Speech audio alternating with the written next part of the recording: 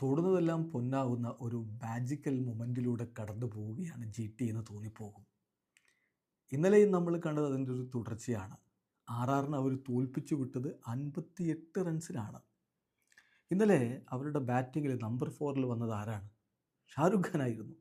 Number 4-ൽ വന്ന ഷാരുഖ് ഖാൻ മുമ്പെങ്ങുമില്ലാത്ത വിധം മികച്ച ഒരു പ്രകടനം നടത്തുന്നു. 20 പന്തുകൾ, 4 ഫോർ, 2 സിക്സ്, 36 റൺസ്. അതിന് മുമ്പത്തെ കളിയിൽ നമ്പർ 4-ൽ ഇറക്കിയത് ആരെയാണ്? വാഷിങ്ടൺ സുന്ദറിനെ. അവിടെ വാഷിങ്ടൺ ക്ലിക്കാവുന്നു, ഇവിടെ ഷാരുഖ് ക്ലിക്കാവുന്നു.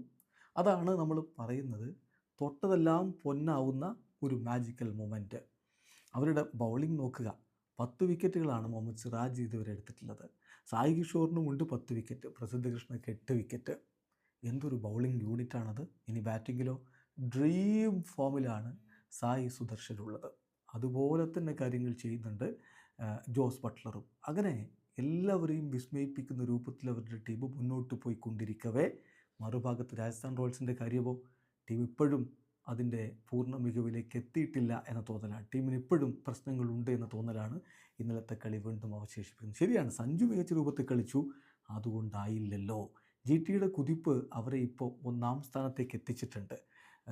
നേരത്തെ DC ആയിരുന്നു 1-ാം സ്ഥാനത്തുണ്ടായിരുന്നതെങ്കിൽ അത് മറികടന്നിരിക്കുന്നു. ശരിയാണ്, DC ഒരു കളി കുറച്ചാണ് കളിച്ചിട്ടുള്ളത്. എന്നാൽ ജി.ടി ഇതാ 5 കളികൾ കഴിയുമ്പോൾ 1-ാം സ്ഥാനത്ത് നിൽക്കുന്നു.